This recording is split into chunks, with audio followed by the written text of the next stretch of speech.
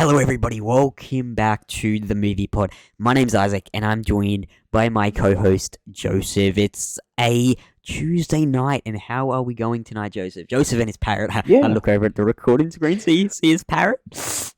Gotta say hello to the parrot. I'm not happy until I become a LoSap. All I'm saying.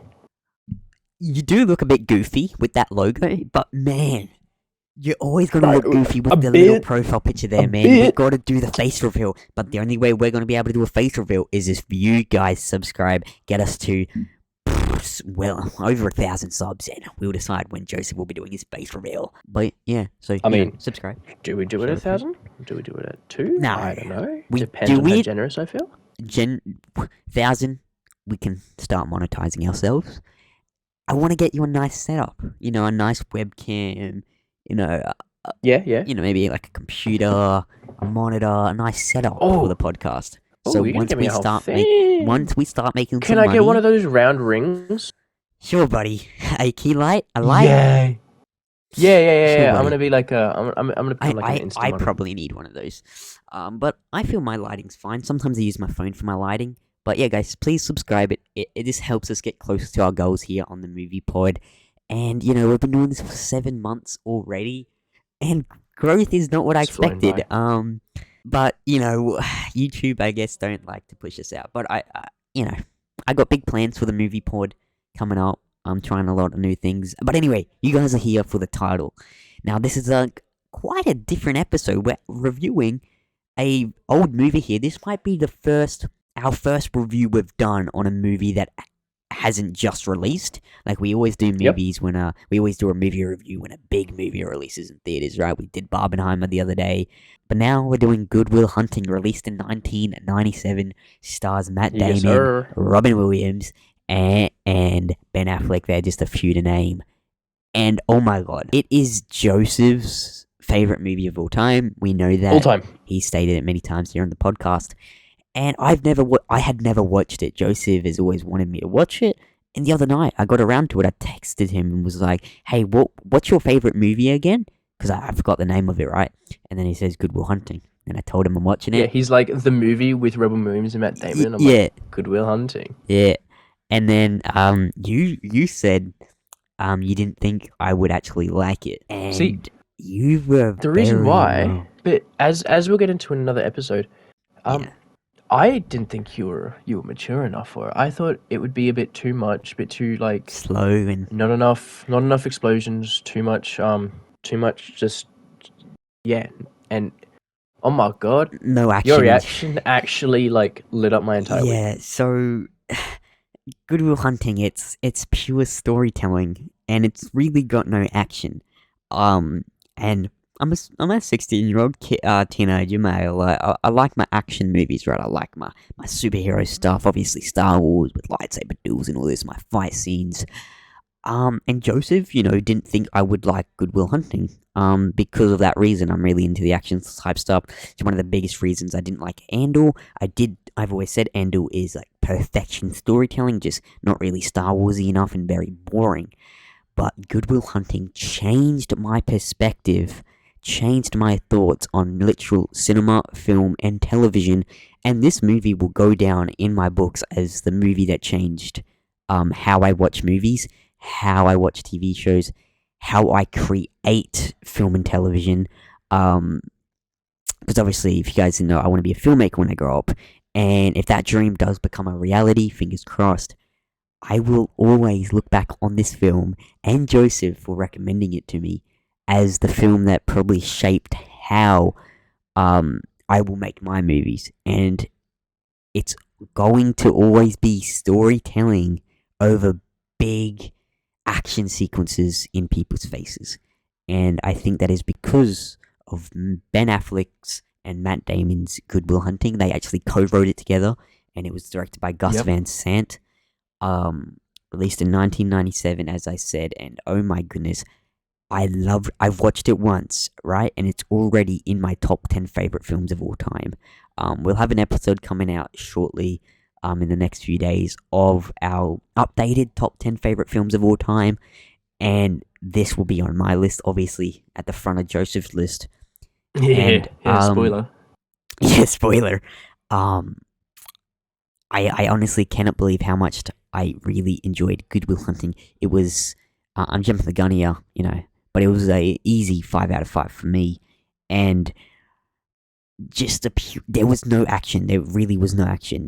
Maybe like There was a punch up. yeah, There I was was a about to punch up say at that. one Yeah, point. maybe there was like a little drunk punch up, but there was no kabooms and superheroes flying everywhere. Car flips. Car flips. It was pure storytelling about a lost 20-year-old male who needed guidance in life, and God, was it inspiring. Robin Williams, Oh my perfect for god, that his man is role. Oh my amazing. God, it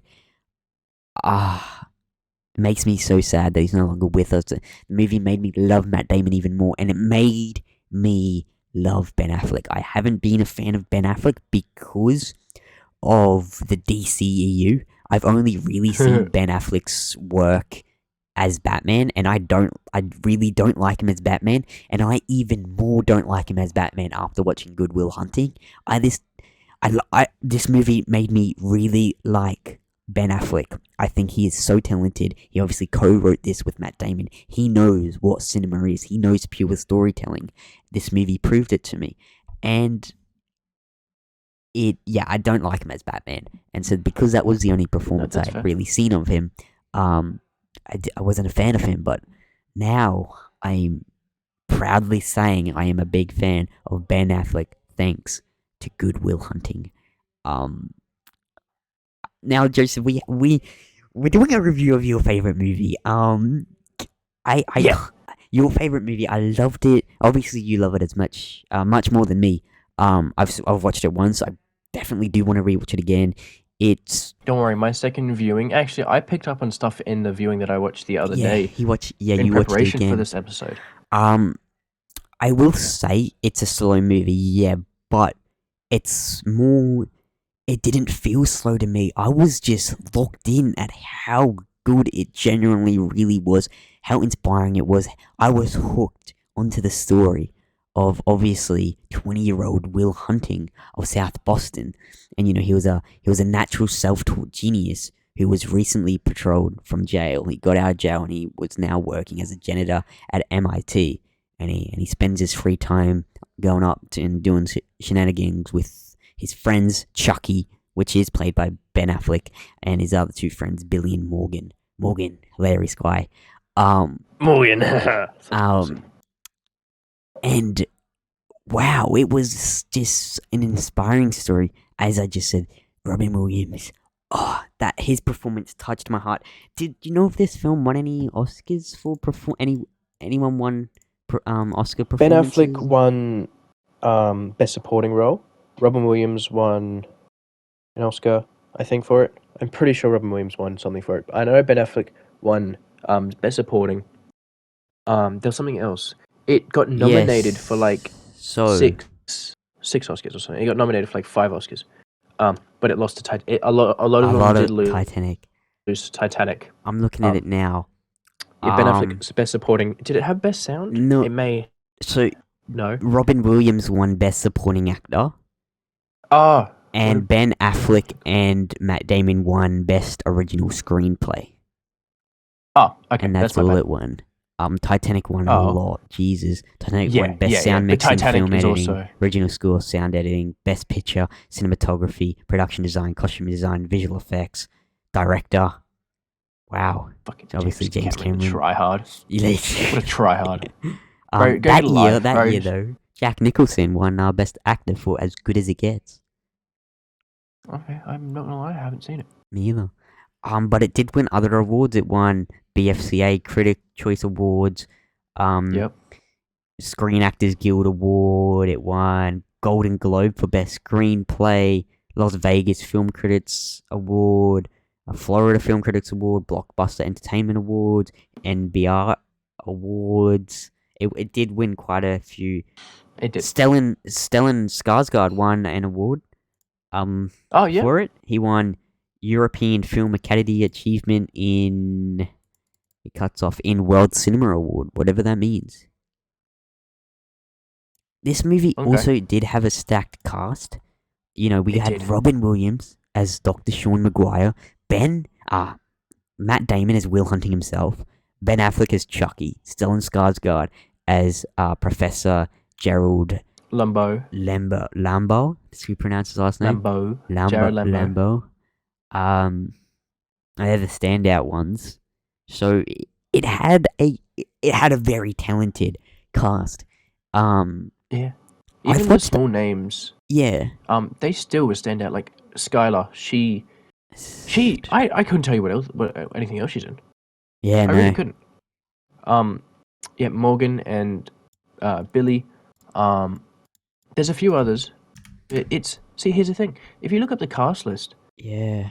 besides from Will, the rest don't have last names in the movie. Even in the rolling Yeah. credits at the end of the movie, Chucky doesn't have a last name. Billy, Skylar, Sean, like Robin Williams, they don't have last names, but that's just because they didn't need them. Like Yeah.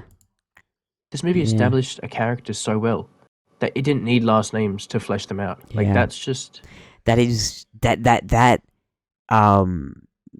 even more complements the writing and the storytelling of this movie. It's honestly probably, looking at it as a storytelling perspective, like, if I think this would be a fun episode, ranking like storytelling films, like best storytelling films, like ranking like that. This would make my top 3. I would have to think about this, but best storytelling, I think Good Will Hunting would be in my top 3. Star Wars: A New Hope would be in my top 3, and something else. I'd have to do a bit of thinking. Maybe Rocky 1, but it is a bit dodgy at parts. Ford vs Ferrari is a good story. Another one with Matt Damon. Yep. Edward Scissorhands is a good story, a very touching story. I would have to think about it, but Good Will Hunting, I think, is in my top 3 favorite. No, it is. Like storytelling. And again, films. another outstanding thing about it, these were 2 young boys. Yeah. Like it was Matt Damon and Ben Affleck in their, I want to say, mid to late 20s, not even. Yeah. I actually don't know how old they were here, but 1997, the film came out. Matt Damon was 27, and Ben Affleck was 25. Wow, they look a lot younger in the films. That goes to show. It does, and apparently, I heard this somewhere. Was it? Might have been you that told me. Maybe not. No, I was watching an interview about the movie with them. Once I finished the movie, but I was hooked. I did so much research about it. And when I found out Matt Damon and Ben Affleck wrote the film, I was speechless. I was like, oh, so damn good. And so Matt Damon said this movie was an accident. They were both in film class or some kind of film, like, it wasn't film school, but it was like a performance class thing, and they came up with this idea, and they partnered up to do it. So many studios denied them and didn't want to take on the movie, so they wrote the screenplay themselves because they couldn't get anybody else aboard. So they wrote it themselves and produced it themselves, and look at how good it was. It's got 97% Rotten Tomatoes, 94% audience. It is crazy, and this movie is just littered. Like, so it's not a complicated story. It's not a complicated it's not. Thing. It's just a young man who's had a bad life. He's an orphan. But he's wicked smart. As Morgan says, my boy's wicked smart. It's just about a boy who's trying to figure life out. He's a genius, and everybody tells him he is. But he just hangs around with, as Lambeau calls him, I think. There's so many variables in his life, and he just doesn't know how to handle them. He's been hurt. He had foster parents that hurt him. He had all this stuff that's gone wrong, and he just doesn't trust anybody. And there's some funny scenes leading up to before we met Sean, where he's with other therapists and stuff, and we just learn how smart he is. And I really think Robin Williams' monologue in Good Will Hunting is one of my favorite monologues in all of film and television. It Um, is. It it just is. is so touching. The emotion of it. I think it's probably the best emotionally well done monologue that I've watched. Um, Another one would be the monologue, the start of No Country for Old Men. That is Okay. again No, that's very, valid. That's valid. very goddamn. Um, it was just done so damn well. But I think Yeah, with a lot of them, emotional value goes to Robin Williams, Sean's it does. monologue in Good Will He Hunting. just. I cried. Add, this is Yeah. another film you can add to my list of films I've cried in, and it's not a lot. Yep. There's Furious 7.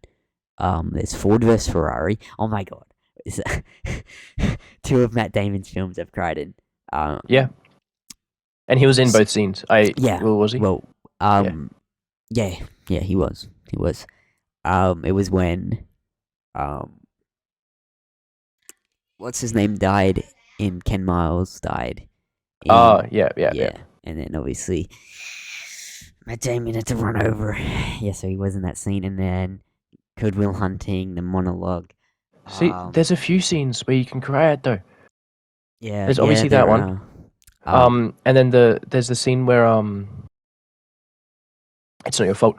It's not your fault. It's not your Right? fault. That's Yeah. just like, Oh man, this film had so much emotion value to it, and and yeah, there's improv in it. yeah, you The said there was scene a lot of where improv. Robin Williams says where he's talking about his wife farting. Matt Yeah, Damon didn't know that was happening. That wasn't and like that's genuine Matt Damon. apparently at the end when he Yes, I was just reads about to say this. the note Will left, and then Sean says, "You stole my line, son of a bitch," something like that. Apparently, Son of a bitch stole my line. Yeah, son of a bitch stole my line. Robin Williams just said that, and they stuck with Yep. it. So damn Yep. good. I love it when films use improv because I feel like that's what real acting is using improv. And I freaking love it. I love it. If when I go on to make movies, fingers crossed, I want my actors to do a lot of improv because it adds so much more realism and It does. just to the scene. It adds so much more realism and emotional value to the scene. I love it. But yeah, the 4 movies I've cried in: Good Will Hunting, Edward Scissorhands, Furious 7, and Ford vs Ferrari. Yeah. No, that's fair. That's fair. I think everybody cried in 7 though, in Furious 7. Like you just can't not. You can't with that song playing. You just can't. Yeah. So I obviously 5 out of 5. I said at the start. You obviously give it a 5 out of 5. I don't 6 out of 5, bro. 6 I out of break the 5. spectrum. You break the spectrum. It's 6 out of 5. Very fair. But that's our review on Good Will Hunting. It was kind of weird reviewing a 25-year-old film. We usually 26-year-old film. Yep. We kind of we usually just review new films that come out and we break them down like that. But this was fun doing this one. This is probably one of the best films we've reviewed. And I can't believe I loved it as much as I did, and I'm definitely looking forward to rewatching it. But yeah, that's our review on Good Will Hunting. If you guys haven't seen it, please do go check it out. Joseph had told me ages ago about the film, and it took me ages to go and watch it. I just never got up to it. I wasn't, Good Will Hunting. It just doesn't look anything special. And then I just watched it the other night. I was wanting to watch something, and I wanted to watch a new movie. I didn't want to watch something I've already watched. And I'm like, I was picking. I was either going to watch American Psycho, because my mate has been harassing me to watch that, or Good Will Hunting. And I'm like, I'll watch Good Will Hunting, Joseph's favourite film, and we can do a review on it. And oh my god, I'm so glad. I'm so glad I watched it. It changed my perspective on filmmaking, on storytelling, on how to tell a story, and just film and TV in general. I really think this is what a real movie is about, is how good that storytelling was. But yeah, Ben Affleck, Matt Damon, they deserved that Oscar-winning screenplay award. But yeah, 5 out of 5 from both of us, or 6 out of 5 from Joseph. And yeah, if you guys have seen it, let us know what you thought of it. I don't think anyone can score that film, lower than a 4.5. I did put up a mini review on on our Instagram at the movie pod. I'm doing that lately. I like it. I watch a movie and then I do a review on it. Got a new format going. Um, Overall, I gave it a 5 out of 5. The writing, I gave it 10 out of 10. Directing, I gave it 10 out of 10. Acting, I gave it 10 out of 10. Cinematography, I Yep. gave it 9 out of 10. Effects, I gave it 9 out of 10. And sound design, I gave it 9 out of 10. I'm gonna argue the visual effects because it didn't use any. Yeah. Yeah, I usually do have visual effects there, but I moved the word visual and just put effects, and then for effects, I kind of just did like color grading, put all that into perspective. Okay, no, that's Um, fine. That's and it was fine. perfect. That's a perfect movie. So if you guys want to go check out my written review, go to that over on our Instagram at the movie pod. Yeah, this was a fun review, and we'll see you guys in the next episode of the movie pod. Let us know what you thought of Good Will Hunting, and we'll see you next time here on the Movie Pod podcast. I'm Isaac, joined by our co-host Joseph, and we'll see you guys next time. Bye bye. Bye.